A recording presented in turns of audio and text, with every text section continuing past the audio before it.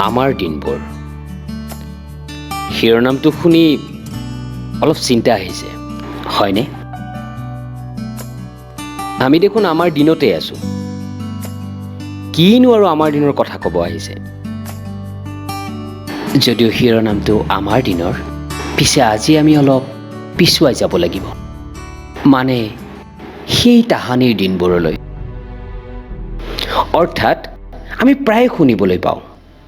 আমাৰ দিনবোৰ এনেকুৱা আছিল আমাৰ দিনবোৰ তেনেকুৱা আছিল হয় আজি ঠিক তেনেকুৱা এটা কাহিনীয়ে আমাৰ দিনৰ কাহিনী ক'ব ওলাইছো সম্পৰ্কীয় খুৰা এজন কলা সংস্কৃতিৰ ক্ষেত্ৰখনত তেখেতৰ ভীষণ ৰাপ আছিল তাহানিৰ দিনতে হেনো ৰেডিঅ'ত অডিশ্যন দি ঘোষক হৈছিল তাহানি বুলি এনেকৈ কয় যেন কমেও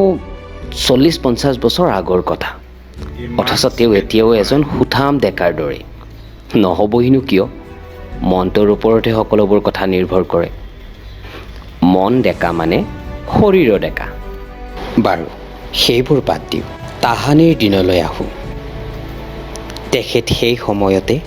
ৰেডিঅ'ৰ ঘোষক হৈছিল ঠিকেই কিন্তু তেখেতক ৰেডিঅ'ৰ পৰা যোগাযোগ কৰিবলৈ একো ব্যৱস্থা নাছিল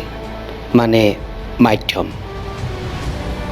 যোগাযোগৰ ক্ষেত্ৰখনত মাধ্যমটো নাথাকিলে যোগাযোগ কৰাত অন্তৰায় হৈ পৰে আৰু ঠিক তেনে অৱস্থাৰ সন্মুখীন হৈছিল খুৰা না তেখেতৰ নিজৰ ঘৰত ফোন আছিল না ওচৰ চুবুৰীয়াৰ ঘৰত তাৰ পিছতো কেইদিনমান তেখেতে তেনেকৈয়ে কাম কৰি গ'ল অৰ্থাৎ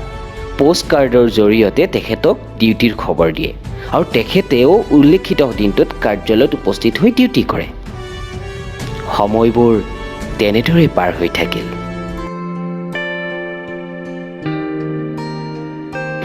আৰু আজিকালি আমাক চাওকচোন আমাৰ কিমান সুবিধা নহয়নে আমাৰ সকলোৰে হাতে হাতে এটা নহয় দুটা নহয় তিনিটাকৈ মোবাইল এটা নম্বৰত নালাগিলে আনটোত লাগে আৰুতো ছ'চিয়েল মিডিয়া আছেই ইয়াতে মাৰিলে টিপা গড়গাঁও পাবগৈ শিপা গতিকে কৰোঁ বুলি ভাবিলে বহুতো কাম কৰিব পাৰি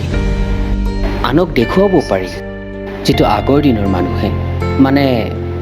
20-25 বছৰ আগৰ মানুহে নোৱাৰিছিলে গতিকে সুবিধা পাওঁতে সৎ ব্যৱহাৰ নকৰোঁনো কিয় হয়তো আজিৰ পৰা 20-30 বছৰ পিছত আমিও তেনেদৰেই ক'ম আমাৰ দিনবোৰ তেনেকুৱা আছিল আমাৰ দিনবোৰ এনেকুৱা আছিল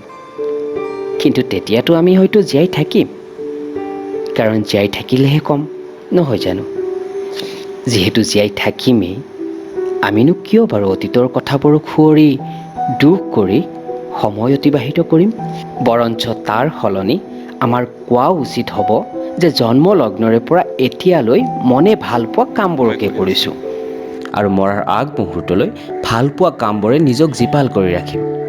জীৱনটো উপভোগ কৰিম গতিকে জীৱনৰ প্ৰতিটো পল প্ৰতিটো মুহূৰ্ত উপভোগ কৰক দেখিব জীৱন তেনেই সুন্দৰ অন্তত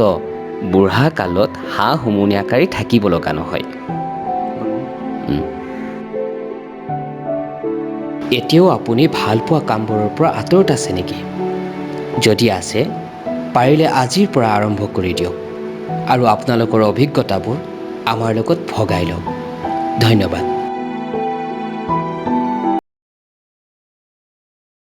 আহৰিৰ টুকটাক আপোনালোকৰ মৰম আশীৰ্বাদ আৰু শুভাশা বিচাৰি আমাৰ আন্তৰিক প্ৰচেষ্টাৰে এয়া এটি নতুন ইউটিউব চেনেল যদি আমাৰ কথাবোৰে আপোনালোকৰ মন চুব পাৰিছে তেতিয়াহ'লে ভিডিঅ'সমূহ লাইক আৰু শ্বেয়াৰ কৰিব কেনেকুৱানো পালে জনাবলৈ কমেণ্ট কৰিব